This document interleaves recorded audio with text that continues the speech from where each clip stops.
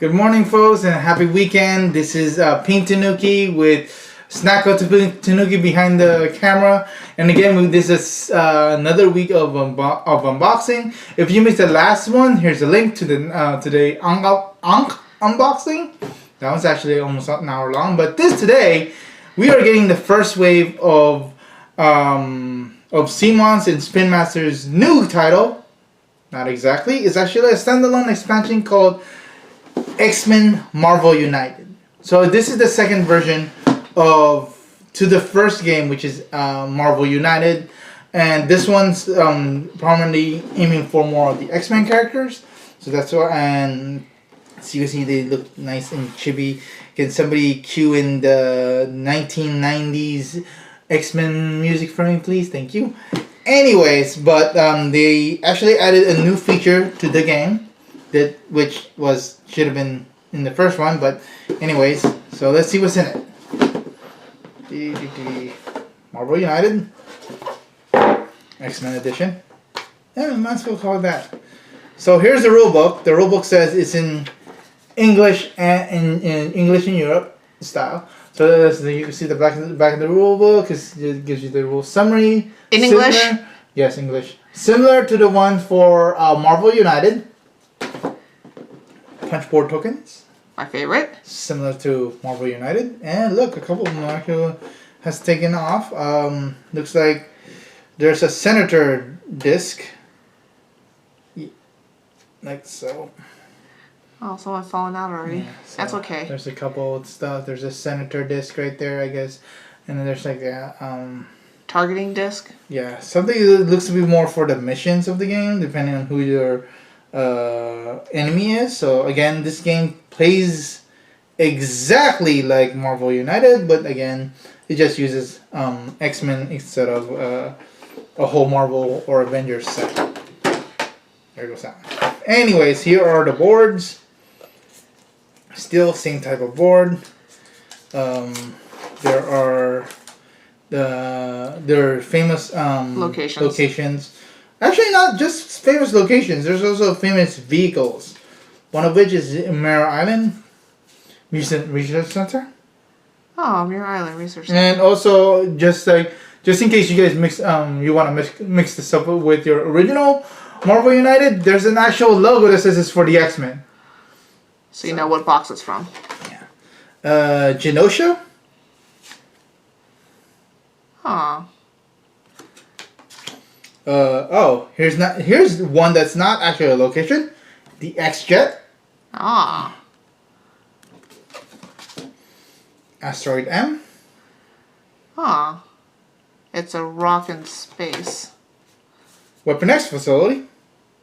Ooh. Oh, feel free to pause the video if you guys can see the end of turn ability on it. This is the Sentinel Space Station. Nice. Somewhat of a location. Hangar Bay. Hangar Bay? The one where you park your X-Jet? And last but not least, Xavier's Institute for Higher Learning. Aww. And unlike the one for Marvel United, instead of the Tesseract 2, they just gave us a metallic. A little metal one. Metal one. Don't lose that. Don't lose that. Here's like, again, villain dashboards as well as dashboard card set. Villain dashboard, the first villain is Sabretooth. Again, if you guys want, you guys can pause the video to see what they could do. Ooh, one of my favorite villains, Juggernaut. With his enormous helmet. Mystique. She's so blue. And the man himself, Magneto. With his giant head. Mm-hmm. Looks like there's a special setup for Magneto. There are a couple of special setup for everybody. So here's Magneto's special setup.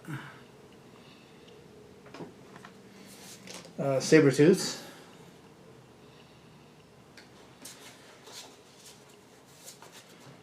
Juggernaut.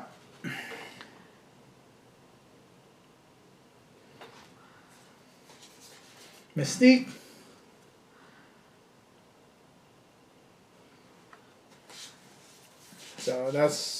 So this one has 4 enemies instead of the 3 from the other game.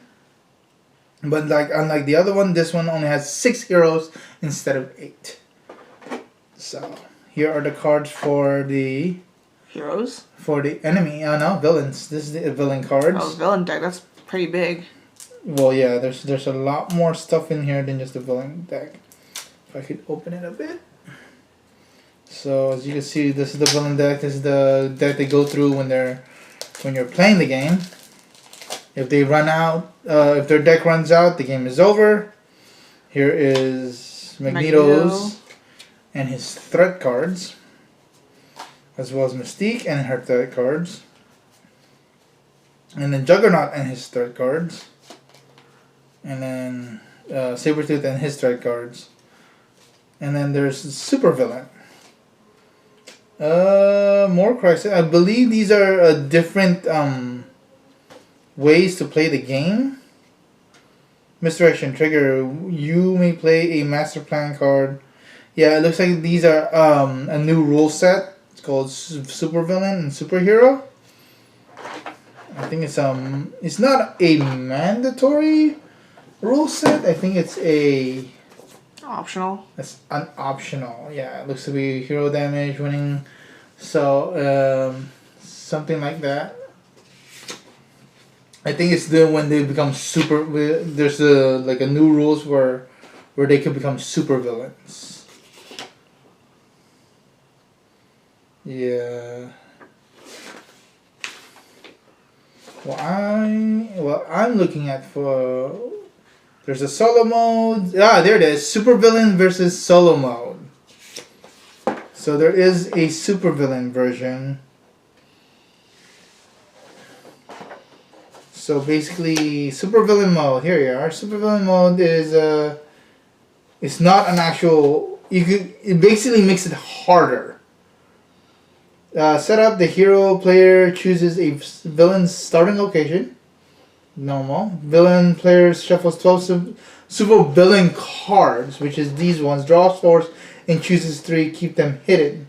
Remove the rest from the game. Supervillain cards are at the disposal of Supervillain player. Oh, so it makes it so that not only that's actually pretty neat. So the Supervillain cards is basically if you want to play a version of the game when it's one versus many. One player becomes the supervillain and everyone else is a team base. Yes, and then before they also other players gets the superhero card, which is this. Challenges is more of the Cerebro. Ooh, Cerebro. So this uses more of the different. You could modify the game for the setup. So these are different challenges. But back to the Supervillain mode. Each hero can draw. When it's the hero's turn to draw their starting hand 3 cards, each hero draws 2 random superhero cards and chooses one and keeps it and removes the rest from the game. These hero cards are at their disposal. So basically, this side of the supervillain is basically for players who wants to play one versus many. Instead of a co-op. So they actually, hopefully they'll do that for the they'll give a new card set like this for the previous game, which is Marvel United. So that's cool. There is a Cerebro card. I guess this is a new unlock thing. So I guess you like dashboards are you choose one, I guess. We have to check on that later. So, they are 4 mission cards. Do you get to choose one, or do you get to choose 3? I think the Cerebro one's for the one for Supervillain version. Anyways, there you go for that. We have the Cerebro, we have Challenge, Superhero, and Supervillain new cards. So here's the superhero cards. Are you really opening that? Yeah, it's not that hard. Ah, here we are.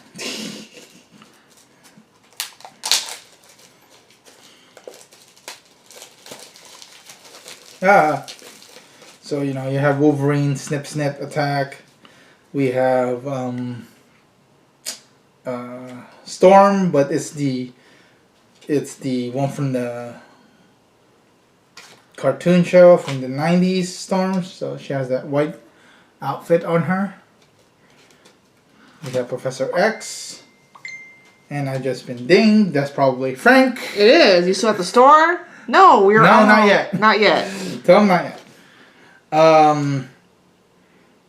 That is actually pretty cool. Hold on. I think. Okay, so like I said in this game, well, let's put it to the side. Let's put these guys to the side. Here is whoa, that's gonna be hard to put together. Jean Grey and Cyclops almost has the same backing. Yeah, but it's different dudes. One's a dude, one's a guy. And then we have Beast. He's so blue. So, just like in the first one, the heroes actually come in blue. Colors of blue. There's Professor X. Here's Professor X. Here is Storm. I'm not gonna show them to you, but two characters, they change it so they're purple, meaning Magneto and Mystique can be played as heroes. Yep. Mystique looks like she starts with an extra set of cards because it comes with starting hand is usually 3 cards. Yep. Looks like these two start in your hand no matter what. Ah. Everything else is from her. It's a little anti-hero kind of thing. 2, 3, 4, 5, 6, 7, 8, 9, 10. But each deck still has 12 cards. So, anyways, that's a quick overview, quick unboxing of the game, Marvel United X-Men Edition. I will do a quick gameplay of the game, as well as the rules of some of the new rules, including the new Supervillain Mode and Superhero Mode, which is the one versus many version of the game. But anyways, this is Paint Tanuki. I'll see you guys later. Don't forget to like, subscribe, and keep playing on. See you guys later.